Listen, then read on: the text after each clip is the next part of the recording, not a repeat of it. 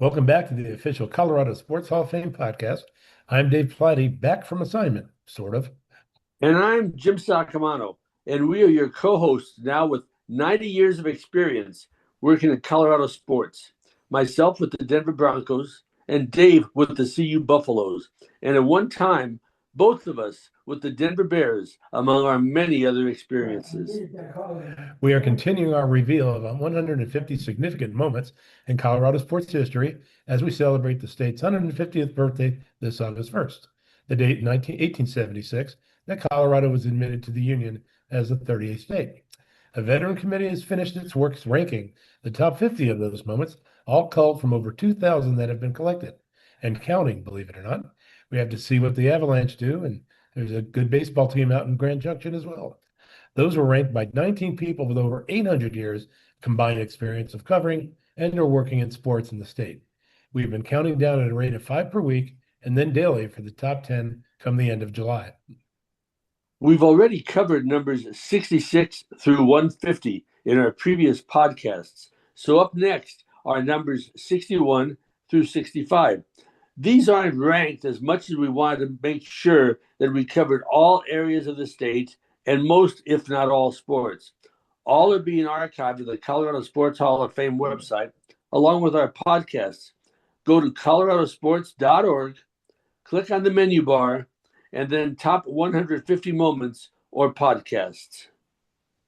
But first, we revisit some of the other moments in Colorado sports history that aren't in the 150 we created.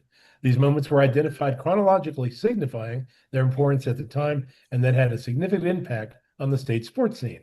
For example, on December 31st, 1985, the Air Force Falcons completed their best season in history, 12-1, with a 24-16 win over Texas in the Blue Bonnet Bowl, AFA's fourth straight bowl victory. The Longhorns took a quick 7-0 lead, but Air Force zoomed ahead with two scores to take a 14-7 lead going into the second quarter and never looked back. Fullback Pat Evans was the game's MVP as he had 18 carries for 129 yards and a touchdown. The Falcons were co-champions of the WAC. Texas, the Southwest Conference runner-up, finished 8-4. I like how you worked in zoomed for the zoomies. Yeah, well, the zoomies, what the heck. Okay, let's go back to April 11th, 1987. This is nothing short of amazing in my mind. Todd Schaefer, a senior catcher from Greeley's University High School, had 17 consecutive hits to set the state record and tie the nation's second longest streak. The streak started with a single up the middle in his third at bat against Fort Lupton in the season opener and ended with a flyout in his second at bat in the second game of a doubleheader against Highland. He had 11 singles, 6 home runs, and 18 RBIs during the streak, in which University won all 7 games. Baseball's a funny game. They give you a round bat and a round ball and tell you to hit it square. And Todd Schaefer really did that day. On February 17th, 2010, Vail's Lindsey Vaughn, despite suffering a severely bruised shin in training 10 days earlier, won the gold medal in the women's downhill at the Vancouver Winter Olympics, the first American woman to win the gold in the event. She would also go on to win the bronze in the Super G. She was the women's overall World Cup champion later that winter, her third consecutive time winning that honor, and adding a fourth in 2014. Now we're going to revisit May 9th, 1998. Becky Varnum from Cheyenne Mountain High School in Colorado Springs became the state's first 4-time champion at number 1 singles. Ranked as high as 18th nationally as a senior and who went on to become an All-American at Notre Dame, she was undefeated in her high school career, recording a 68-0 record. 2 years later, teammate Alicia Salas won her 4th straight singles title, the only other 4-time state singles champion to this day. This is Mark Johnson, voice of the Colorado Buffaloes. As we count down the greatest moments in Colorado sports history, it's worth remembering that great sports moments don't just happen. They're built on preparation, resilience, and staying healthy. And in Colorado, a great sports moment can mean something different to everyone, from Hall of Fame athletes to anyone who simply wants to keep moving. Whether you're chasing championships, personal bests, or just a pain-free morning run, the team at CU Sports Medicine and Performance Center delivers exceptional sports medicine care, from prevention and recovery to performance.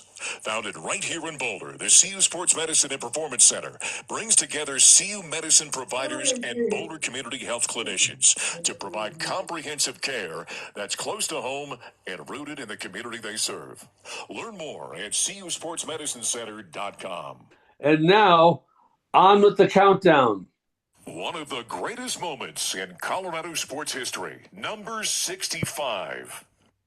On November 6, 1937, CU All-American Byron White single-handedly beats Utah at Salt Lake City 17-7 in one of his greatest games ever. He returned a punt 95 yards for a touchdown, scored another touchdown on a 57-yard sprint, kicked a 15-yard field goal, and made both extra points in accounting for all of CU's points. The previous year in Boulder, he scored 25 of CU's points in a 31-7 win over the Utes. The win prevented Utah from tying CU for the league title and vaulted CU into the Associated Press top 20 for the first time in school history, as the Buffs appeared at number 16. 2 weeks later, he accounted for every CU point in a 34-7 win at Denver on Thanksgiving Day. White finished as the nation's leading rusher, 1,121 yards, and scorer, 122 points. Became CU's first All-American, finished second in the Heisman Trophy balloting, and was drafted fourth by Pittsburgh in the NFL draft.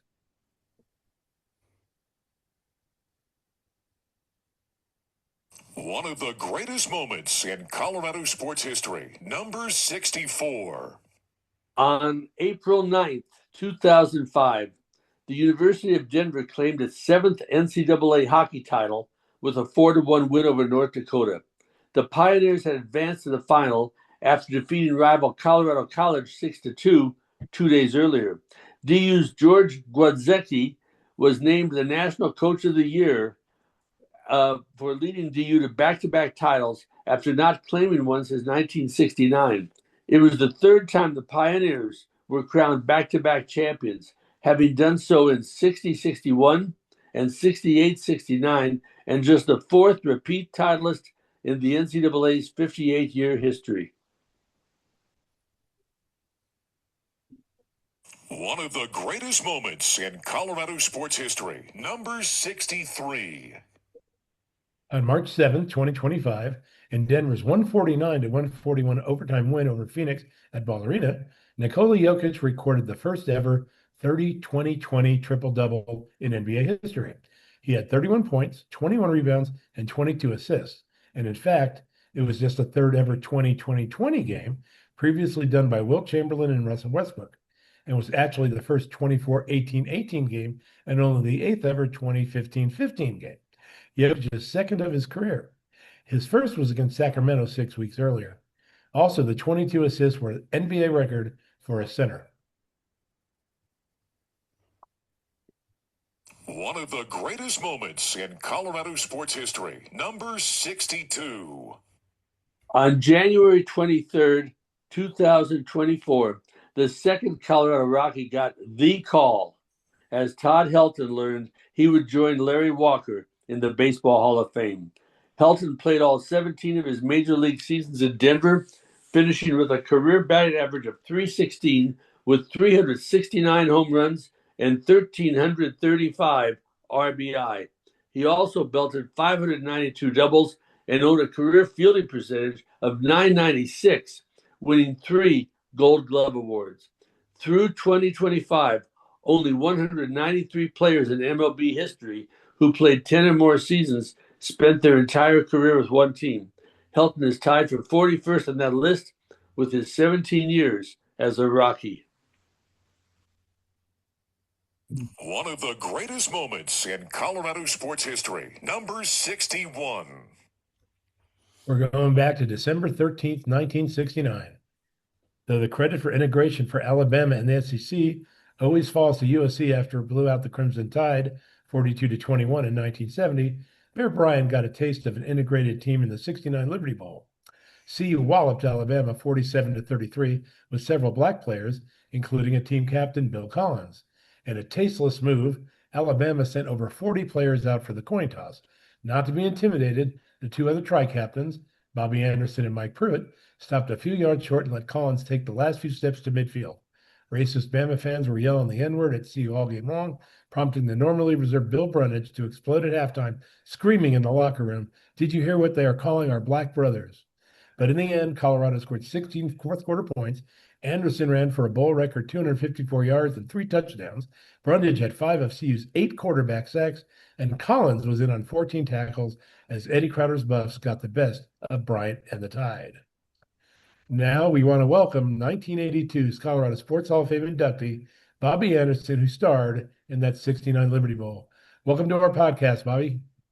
Yeah, thank you, David. Good to hear your voices, you and Jim and Tim. It's a fun memory, certainly. That season video, I think, was called 8-3 in Liberty. So we'd been beaten earlier in the year by Nebraska, Oklahoma. We got beat in the second game when I played my last game at quarterback for the Buffs by Penn State, who had a great team, and they had every reason to say that they were national champions that year. Actually, Texas was national champions with James Street at quarterback. But yeah, fun memories, and that was a great game. And we have fond memories of Bill Collins, our captain that day. And of course, Penn State came to Boulder the following year with a 34-game unbeaten streak, and CU got the best of them and walloped them. That was quite a game, David. And I remember, Phil Irwin, who was our middle linebacker on our 69 team, was one of the captains, and I got to come up to that game. I had the advantage to see that game when the Broncos had a home game the next day, and that was a great comeback against Penn State in 1970. And Phil Irwin, of course, was our first active Buff to be on a Sports Illustrated cover. We had the two skiers, Billy Kidd and Jimmy Huga, but neither were in school at the time. So a little trivia for our listeners out there. Also, yeah, our executive producer, Tim Simmons, might be jumping in with some questions, but let's still revisit more of that 69 Liberty Bowl and what you thought of Bill Brundage's halftime speak and overall the feelings of the team going into Memphis, not exactly an integrated experience at the time. Well, of course, Memphis, it was a year and 8 months earlier that Martin Luther King was assassinated in Memphis. So we're coming down to the Liberty Bowl with the Colorado team that we have 7, 8 black players, which Alabama had not recruited black players, as you mentioned earlier. But Bill Collins was a great leader for us, who later became a regional manager for Xerox, was a wonderful guy. He was a walk-on from Houston. To talk about Bill, he finished his freshman season. We had a 4-game freshman season, and before going home to Houston for Christmas break, he asked Eddie Crowder how he was doing. He wanted to come back in the spring, and Eddie said, "Oh yeah, you're doing great. Why don't you come back?" He said, "Well, what you understand, Coach, is I can't come back. I can't afford it unless I'm on scholarship." At that point, Eddie put him on scholarship, and later he's a tri-captain with Mike Pruitt and I from Mike Pruitt from Rifle, that was one of our tri-captains in '69, but a great leader and a great example for his leadership. And he later became a great leader in his church and community, and has a wonderful wife and 7 kids, and he went to heaven, I think, July 31st of 25, and they had a wonderful service for him. That's great, Bobby. Bobby, what did it mean to you and the program overall to beat Alabama and Bear Bryant?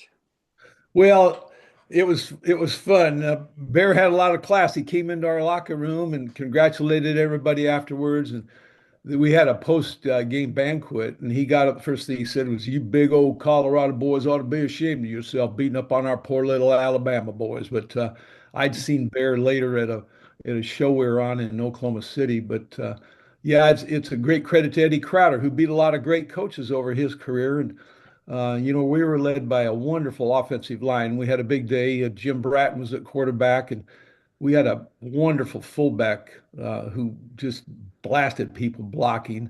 Offensive line, I like to name names, Jim, but because Don Popplewell was an All-American center the next year, and Dennis Havig, who played 8 or 10 years in the pros from Powell, Wyoming, was one of our guards. Dick Moline was all-conference. We had Eddie Fusick at tackle. Jim Phillips, who was a golf pro outside of Boulder there for about 40 years. Mike Pruitt. And I tell you, a great player who helped us make a big play We call it the Ingle return. It was a reverse kickoff return after Alabama took the lead in the second quarter. Um, Steve Ingle from Inglewood, Colorado, had a reverse and was handed the ball by Bob Maston, who played at Thomas Jefferson High School. And Maston handed him the ball at about, the 35-yard line, our 35, and was the last guy to make a block at the 2-yard line when Steve Ingle went, I don't know, 60, 70 yards for a kickoff return, put us back ahead before halftime. But good memories, great guys, and we still share a lot of brotherhood together. Bobby, you mentioned Jim Bratton. I once had an intern named Dave Bratton who was Jim's son, and he's now the director of scouting for the Broncos. A wonderful young man. I think he was an outstanding. One of them was a great linebacker at Kansas that came back to Boulder and beat Colorado one year. I remember we were doing radio, and one of Jim's son was a heck of a linebacker at Kansas. So I see you hired Eddie Crowder in 1993. He went through 2 and 8 seasons, or see you had gone through 3, 2, and 8 seasons, the last two under Eddie. Now you were a senior at Boulder High in 1965, and you obviously selected CU, but did that have any bearing on your decision after CU went 6, 2, and 2 and 65, or what other colleges were after you? Well, it was interesting. I had real aspirations to make in including football to play college baseball. And I had an opportunity to take a recruiting trip down to Florida. So I went to Gainesville. Ray Graves was their head coach. And actually, I was about ready to go to Florida. I had told them I would. They had illegally recruited me.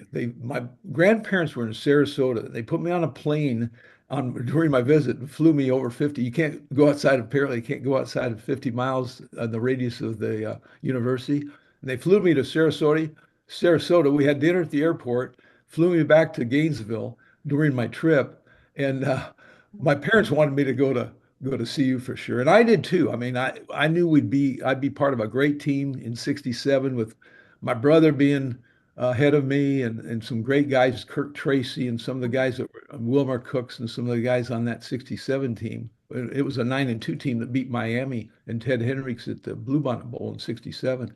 But I'd always wanted to go to Colorado. I grew up looking out to my kitchen window at the University of Colorado Stadium, saying I'm always going to be a Buff. And Joe Romig was a guy who I looked up to tremendously, and some of the great players at Colorado.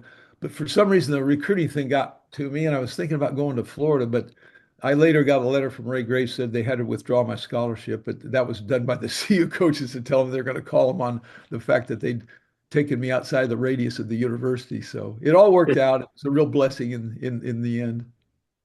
Freshmen were not eligible back then, but there was a freshman team at CU, right? That's right. Yeah, we played in '66. We played a 4-game schedule.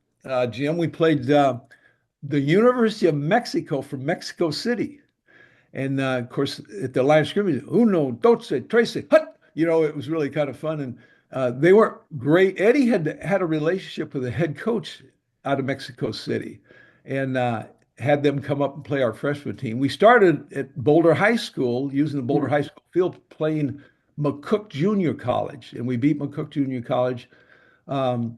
University of Wyoming up there in a big windstorm, beat the Air Force, and then had the game against the University of Mexico. So we were 4-0 as freshmen, and we knew we'd have a pretty good team coming up in future years at the University of Colorado.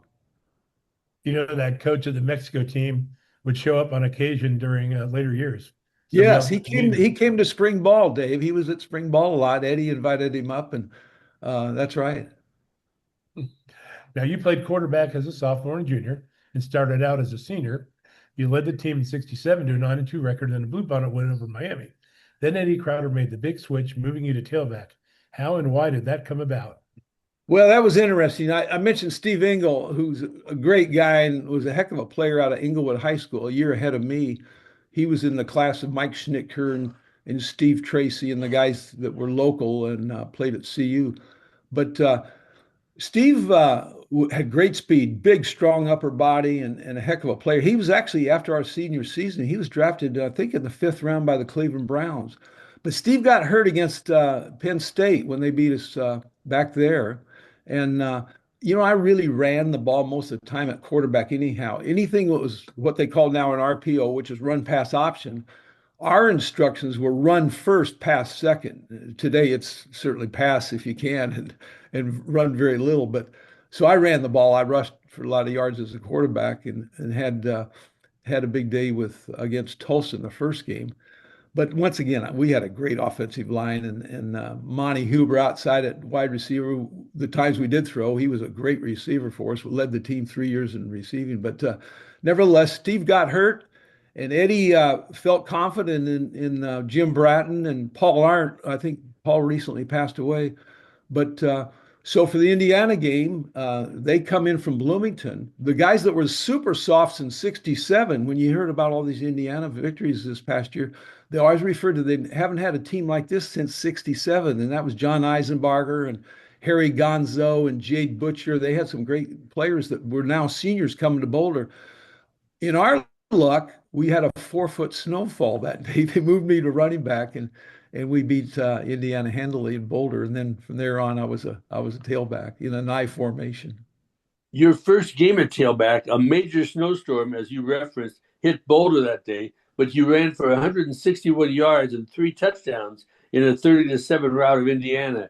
Special memories of that day? Because, so often great players dismiss things, but you shouldn't dismiss things that you were a part of, Bobby.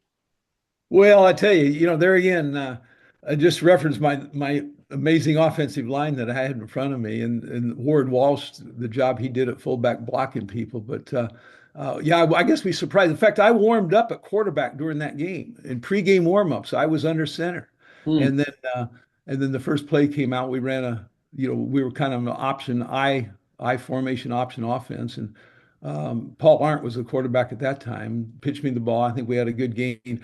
But we went back in after warm-ups, and it was snowing into the 2 foot, 3 foot level by then. We put on mud cleats, and of course, Indiana I think came out from Bloomington with mesh jerseys, and so Oh, they were not ready for the weather. And Herb Orvis and Bill Brunges and Phil Irwin and our defense just slopped their faces in the mud all day long, and we trashed the field that day. I mean, the rest of the year, next home game I think was Missouri or somebody who we beat, and we played on rolled sand, and wasn't much grass left because we trashed the field that day in the 4 foot snowfall. But it was a fun day, and as kids we used to go out in the snow and play. My brother and I, and we'd play in the front yard in the snow, and so it was just reliving what we were able to do and have fun with as kids. So back in the day, you finished 11th in the Heisman Trophy balloting, but you had a lot better stats than I looked them up, about 6 or 7 players ahead of you. Was there any talk about you in the Heisman Trophy? Did you feel dissed for being 11th, or just pleased that you were even on the voting? Oh yeah, I think displeased that I was. I played two positions that year, and certainly the Heisman Trophy winner, wonderful guy, and I've become friends of his because we played in some postseason All-Star games together with Steve Owens out of Oklahoma, who's a heck of a guy and a great player. And I ended up having some good friends at Oklahoma. Steve Zabel was my best man, who grew up in Thornton, Colorado, was an All-American at Oklahoma. He's in their University Sports Hall of Fame. But no, I didn't really think much of it. I think I read some things that maybe I'd be uh, touted for a possibility for that. But I think the loss against Penn State at quarterback probably ran that one downhill, where I wouldn't be considered much anymore. But yeah, there were some great players that year. Let me see, Mike Phipps, who was the third round draft choice in mhm. the NFL, that I think went to Cleveland that year. Yes, He he had beaten, in fact, he might have been second in the Heisman voting. He beat Notre Dame 3 years in a row for Purdue, so he was highly touted. And then, of course, Owens had the big yardage at Oklahoma. And to his credit, Oklahoma, they did beat us down there, but I think they were only 5-5 that year. They didn't have a great team. They were good enough to beat us. We kind of slopped it around in the first part of the game. Almost came back and beat them in Norman my senior year, but nevertheless, Owens was the guy, and he won that trophy that year. And I was just happy to be my number again, number 11. Number 11. By the way, when I was a kid, I did my very first jersey. I made it myself, and I bought one of those, just a plain jersey, and cut off the sleeves and so forth, and took Crayolas and put a number on it, number 11. What did it mean to you to be drafted by the Broncos the 11th overall pick in the 1970 draft? Well, that was fun. It's the draft isn't what it is today. I was in bed, just kind of waking up, and I get a phone call. I reach over and waking up from in the morning and picked up the phone, and it was I don't know if it was Fred Gerke or I think Fred Gerke was calling me. Just said that the Broncos have drafted you number one, and I was thrilled. And then right after that phone conversation, I think I talked to uh, Mr. Saban, the coach at the time, and welcomed me to the Broncos, so to speak. And after that phone call, I thought, well, this is wonderful. I get to stay home. I was renting a $25 a month garage in Boulder that I lived in when I was in my senior year. And then I received three calls back to back to back from all the TV stations, and they all wanted me on their evening news of being the number one draft choice. So that was really fun. Okay, we're going to take a little trip down another memory road for you. How did you get involved in movies? Sleeper and One and One come to mind, but there were others, but especially want you to talk about Sleeper and Woody Allen. Oh yeah, well, JF Images, a lady named Joe Farrell had a modeling agency in Denver, and she had reached out to some of the producers in the LA area doing movies that if they ever came to Colorado, she was going to have a stable of people to be extras and so forth. So uh, that was one movie. Woody Allen was up at that house, that clam-shaped house on the top of I-70 going up Mount Vernon. And she called a handful of people in, and we wore these red zoot suits for being into the future because Woody Allen was awakened after what, 25, 30 some years of being frozen. And so we were security officials with red suits and black stripes. And I remember bending over, I ripped the seat out of the pants, and we had red helmets on. And I think they were red motorcycle helmets. And we chased him through a field, and he was lifted up by a crane and kind of flew off into the distance. But probably the most notable one was probably a month after I got cut for the last time in '76 when the Broncos had brought me back for a tryout. My knees were kind of gone by then, but was one-on-one with Robbie Benson. And I go up to Moby Gym in Fort Collins. I got a call to go up and have a part. And I didn't know what I was going up for, but I show up and they say, "Oh, you're Hitman King." So I'm the one that's supposed to beat him up. And that was fun. And also, I got put into, I was a sports broadcaster in American Flyer with Kevin Costner, the bicycle movie. So we were on the up between Boulder and the Omni Interlochen up there in near Rocky Flats and filmed that American Flyer film. But yeah, so I just get these calls and come in and maybe sit down with some of the directors. And the other one was I was in a fight scene with Clint Eastwood in Every Which Way But Loose. And they came in, "Can you look mean?" And I smiled, and then I get called in to do this part uh, at the brick plant in Denver at the time at I-25 and I-70. But Yeah, so those are fun memories.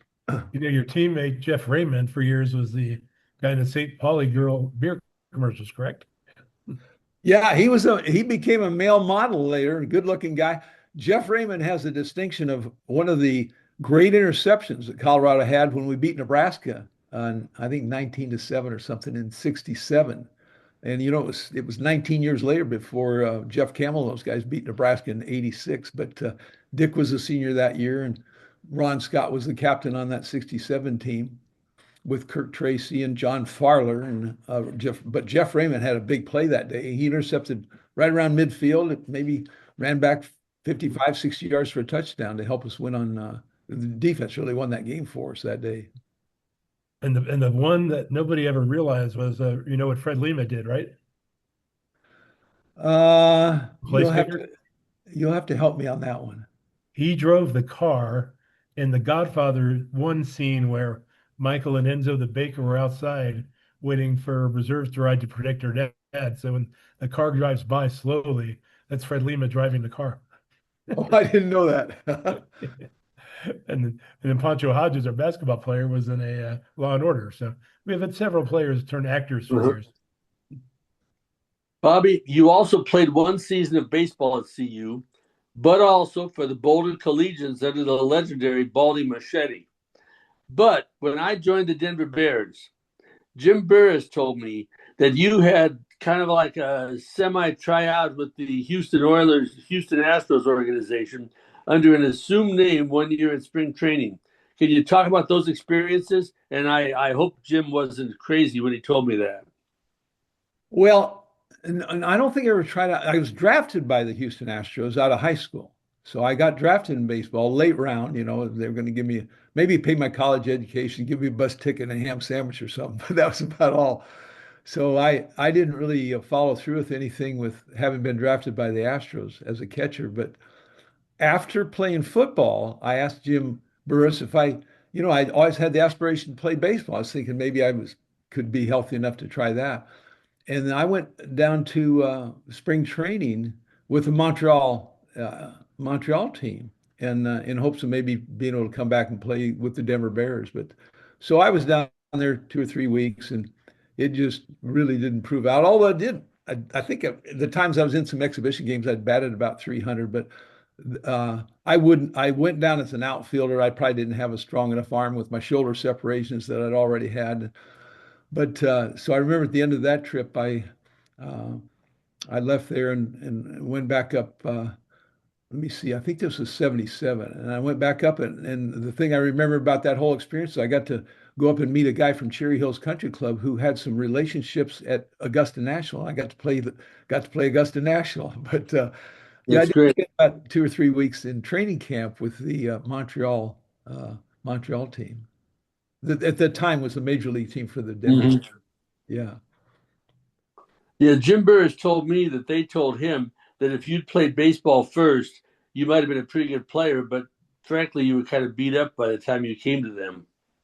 That's right. I'd had no ACL on my left knee, which I still don't have, and two separated shoulders. But uh, it was some always a childhood dream to play Major League Baseball. So baseball was still in my thinking when I left high school, and uh, but I did have some wonderful experiences in the summer with Baldy's team. We call it the Boulder Collegians, and we won two national championships in Wichita at what they call the National Baseball Congress. It was like the summer version of the College World Series, although we had a couple guys who played a little pro ball. And Baldy brought guys in and promised them jobs, or at least paid them a little under the table to be around Boulder all summer, with some of them having jobs. And I got to play with in my se before my senior year. We played up in Anchorage, Alaska. They had good teams up there, and Sam Simplizio had great teams. The Grand Junction Eagles, we had a trip over there, and the Liberal BJs down in Liberal, Kansas. We had Mm-hmm. a trip down there. But I had a chance to catch Bert Hooton, who was a great pitcher. The best pitch I've ever caught was a kind of a fork fastball that dropped off the table. But we won two national championships in '67 and before my '68 college football season in Wichita with Jim Keener and Pat Moriarty out of Denver was a Oh heck of yeah. a player, and some of those guys that were at University of Northern Colorado. Greeley had good programs up there, so we had some guys that Baldy had recruited, and then a couple former pros. Frank Carbajal was a heck of a pitcher and a sneaky curveball that he had, and but fun memories playing for Baldy and being in Wichita and winning those national championships. Bobby, Tim Simmons here. And I remember one time I'm going up from with Don Dennis. I don't know if you remember that name from Pueblo, and Creedon sitting with him in Colorado Springs at Memorial Park. You were at bat, hit the ball. The guy caught it up by the outfield fence. And by the time he got to the dugout, you were back behind the home plate catching. And I said, that's the real Charlie Hustle. So you played the game with the speed of no one, baseball. You were just amazing. Well, thank you. One of the guys I always respected because he had a hustle attitude was on maybe our '68 team that won the national. Mark Marquez, who was the Stanford baseball coach for many many years, and he ran out everything and he hustled to and from the bench, and he was always kind of an inspiration to a lot of us. but he was one of the players. I remember Baldy had recruited and brought in, just a great guy. Baldy took us to Hawaii, and we had, like I say, the road trips to Grand Junction. I was actually not playing before my senior year in football in '69. I thought I'd just work on football, and I was actually had a summer job selling Jeeps and used cars down on Pearl Street in Boulder. And I get a call from Baldy. There was a catcher that he had. I think Billy Cotton was possibly played at Texas, and I caught James Street that summer. But Baldy calls me from Alaska and says, "I'm gonna send you a plane ticket. You got to come up here and catch for me." And I thought, yeah, I want to go play baseball again. So I went up to Alaska and played the rest of the season. We didn't win the championship in Wichita that year, but that's the year I was able to catch James Street, who was a heck of a pitcher, led Texas to the national championship in football that fall. And then Bert Hooton, who of course played for the Dodgers and a couple other pro teams, but he was a heck of a pitcher. You eventually wound up being a fixture on radio for CU games, hosting Fairbanks' TV show. You did pregame and postgame radio, and I always had to explain to the coaches that you kind of had carte blanche. You were, for years, the only guy allowed in the locker room during the week. Even the locker room was open after games. That's Bobby Anderson. He's got carte blanche to come in here and do what he wants. But how did you finally get involved with radio? Because I think you might have been the precursor to the guys like Dave Logan and Scott Hastings getting involved. You mentioned Dave. I'm just so proud of him. What an amazing guy he is with the great athlete he was, probably one of the greatest natural athletes ever to come out of Colorado, and now winning all the state championships. Just to tout him, I mean, and of course he's your MC every year for the Colorado Sports Hall of Fame, and just a wonderful guy. I remember him in high school. What a great athlete he was. But yeah, it was fun. I went to after the one-on-one thing in Fort Collins, I was doing some employee benefits and business insurance, and I'd called on Channel 9 to see if I could engage some of their employees in some fringe employee benefits, health coverage, so to speak. And I sat down with the general manager and said, I've always had an aspiration to kind of do some sports TV work. And he had me go in and meet Roger. I'm trying to remember Roger's last name, who was the news director at Channel 9 at the time. And Roger Ogden, maybe?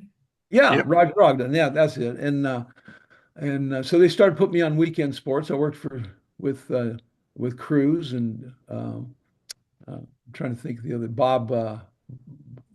Trying to remember Bob's name, but anyhow, it was fun. And so then I got the offer because I was doing weekend sports for Channel 9, and then I got the offer to do the color with the CU Football Network. So I went on to that, and then kind of one thing led to another. And there were different regimes that had the radio contracts. So I went from doing the color to doing the pregame, the sideline, and I guess what, Dave, 29 years maybe, and that was a lot of fun. Long time, Bobby.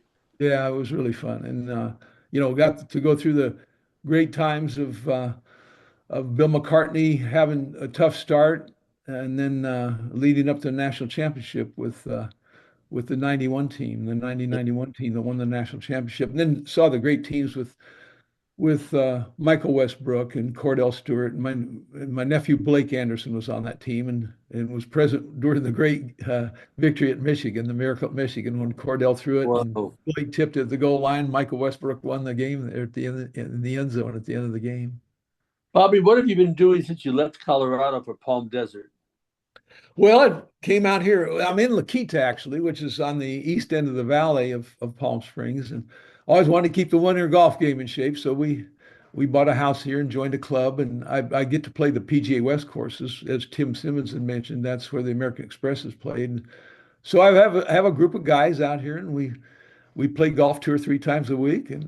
But I got in the tax business 22 years ago to do tax preparation with the Liberty Tax franchise. So I'm called an enrolled agent. That is a designation I have with the IRS, that I can represent people in front of the IRS for any potential audits or something like that. But I'm primarily a tax preparation person. We prepare taxes, much like an H&R Block concept. Liberty Tax Service is a national franchise, and owned that for 22 years or 20 years, and have done 2 more years with the owners who bought it from me. So I still enjoy seeing my clients and I'll play golf in the morning, go up to the tax office in the afternoon a lot. And so it's been keeping me really busy for the last 22 years.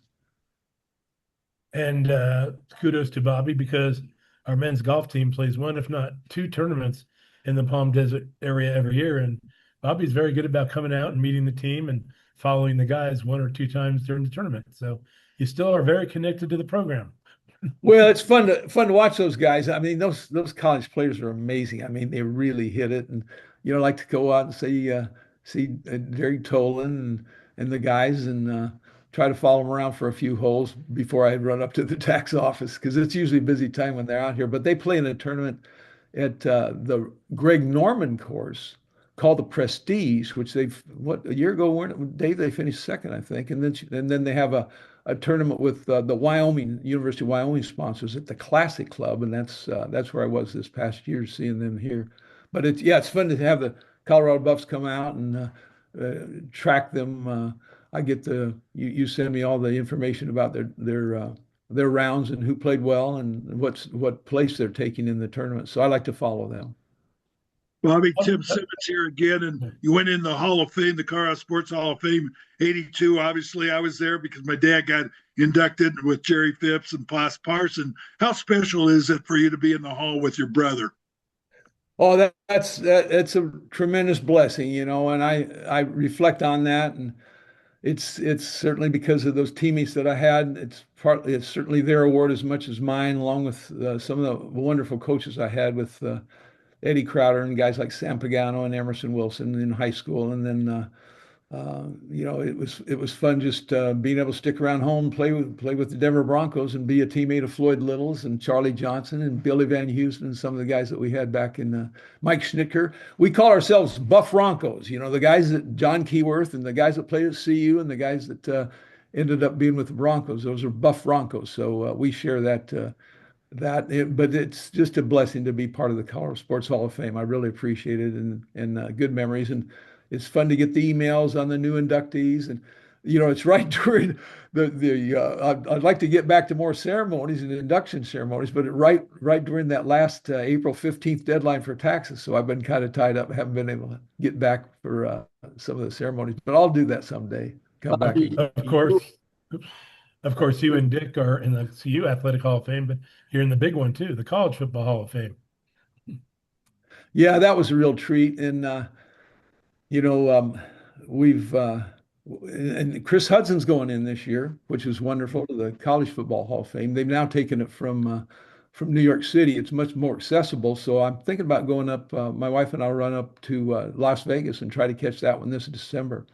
What a wonderful program and banquet that is. Bill McCartney most recently. And, Steve Hatchell, who's the executive director of the National Football Foundation College Football Hall of Fame, he's done a lot of wonderful things, and he was kind of a top assistant to Eddie Crowder. He used to be in the locker room with the equipment manager when we were playing ball. And but Hatch is a wonderful guy, and he's, I think, had a pretty good influence on getting more and more CU players in there that deserve to be in the College Football Hall of Fame. It's always great to see him, and Steve Hatchell does a wonderful job. He says that travels gets to be tough because he's on the road a lot, and that's kind of tough on him. So I'm not sure how much longer he says he's going to do it, but it's good to have that CU Buff connection. Hatch is from Golden High School. He played ball, I think, there, and he was with the Rodeo Foundation, and then the director of the Orange Bowl, and now he's for quite a few years now he's been the director of the the National Football Foundation College Football Hall of Fame. It's always good to talk to him. Bobby, we've Oh, enjoyed Hatch is reminiscing with you today, but one thing, you also got very involved with high school sports in the '70s with a guy by the name of Scott Stalkers when he did Colorado Sideline. So we always appreciate the support that you gave Scott. Yeah, Scott really had a dream. He knew high school sports, I think, better than anybody. I mean, all the way down to the 8-man football teams and all across the state and small towns. He was really something. He just had such a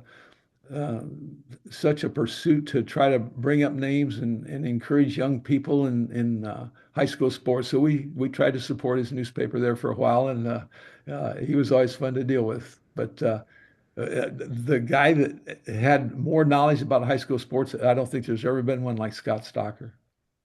And of course, you got drafted into two sports. What was your winter sport? Were you a basketball player and a terror on the floor? Well, not a terror. In Boulder High School, we had some pretty good teams when I was playing. So I played football, basketball, baseball. Our Phil Irwin and I played football, basketball, baseball. Phil was a year behind me, and Hale was a year ahead of Dick, Hale Irwin. Our brothers played football, basketball, golf. We played football, basketball, baseball. But yeah, I played for Ken Furman, who was our head coach, and uh, we had uh, almost a league champion in my junior year, which would have been probably 64, the 63, 64 season. And we went to state in 60 in my senior year, and we won the league, the old Centennial League the Boulder High School was in.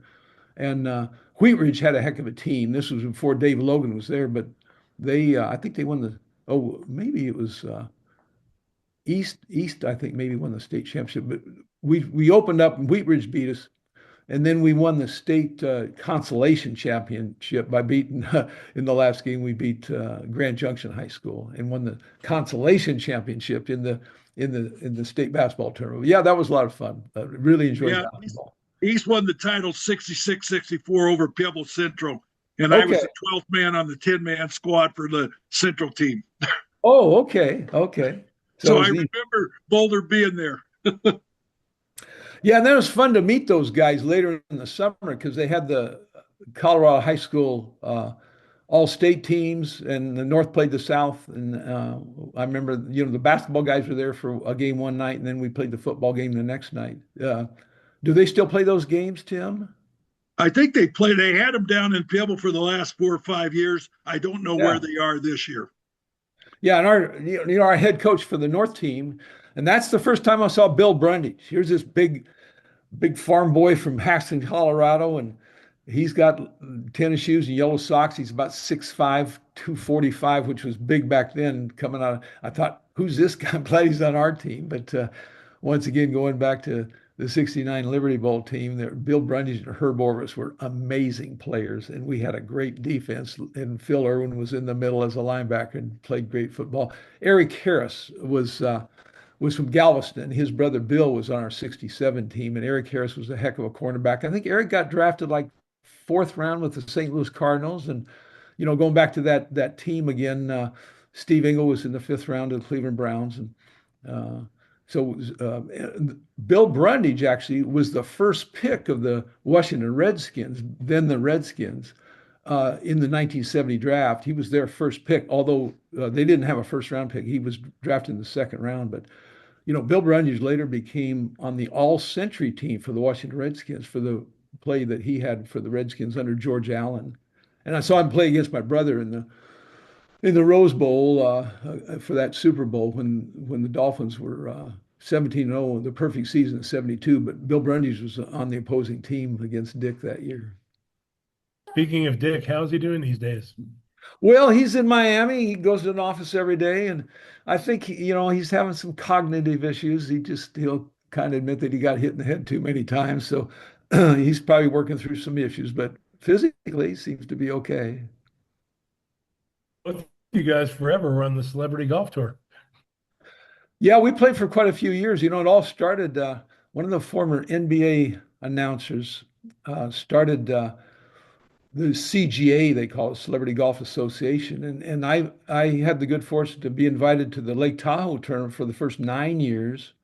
So I got to play in that. Dick actually won a playoff against Bartkowski and maybe Rick Rhoden and made a birdie on 18 to win that one year. And then after having that experience, we decided maybe we should try to play more tournaments. And so, as a group of guys, Dick was pretty instrumental in that with a number of guys, and we formed the Celebrity Golf Association (CGA), and we played quite a few tournaments around the country and made a run at that for maybe 8, 10, 12 years, and never really that good. I wasn't, but I did win a tournament, a team tournament in Camp Lejeune, North Carolina, with John the Beast Pfister. And so we had I think it was a scramble format.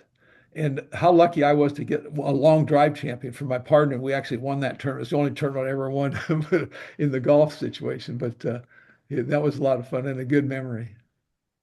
Well, I always brag about my very first high school match in golf in ninth grade. I shot a 77, except it was on 9 holes. 9 hole 77. Yeah. Looked Well, like you a got boxing scorecard. biggest thing you have to do is work through the short game to get those numbers down around the green. Otherwise, my claim to fame is I put a quarter in the soda machine and got 20 Dr. Peppers. Yeah. That's my high school golf career. Well, anybody else have something for guest Bobby? I just want to say that of all the people I ever worked with the Broncos and so forth, you were as classy a gentleman, and you still are, as anybody I've ever dealt with. Well, Jim, that's very nice of you. I appreciate that, and I was surrounded by wonderful people, and you being one of them, and it's fun joining you guys on this and recalling some of these old war stories. But uh, yeah, we I was just very blessed. You know, the good Lord has really blessed my life. I've got a wonderful wife, Marty, who is just an amazing lady, and we're enjoying life, and so it's fun with the golf and the taxes and life now. And I just, I'm very blessed. You're good, Bobby. You deserve it. Thank you.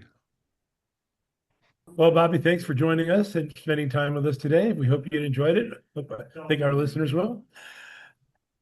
Well, I appreciate you, Dave, and all the great things you've done at the University of Colorado. You're a detailed guy, and you've got more stats and numbers in your head than anybody ever connected with sports. But you keep up the good work, and God bless your health, buddy. Great. Thanks, Bob. Well, we hope Okay. everyone you're still enjoying our podcast. We want to thank our sponsors again, Hostages of Boulder, located at 10th and Pearl Street, newly remodeled, CU Sports Medicine, and the Colorado Collegiate Chronicle, which is managed by our executive producer, Tim Simmons, and of course, Mark Johnson playing Don Pardo for introducing each moment's number.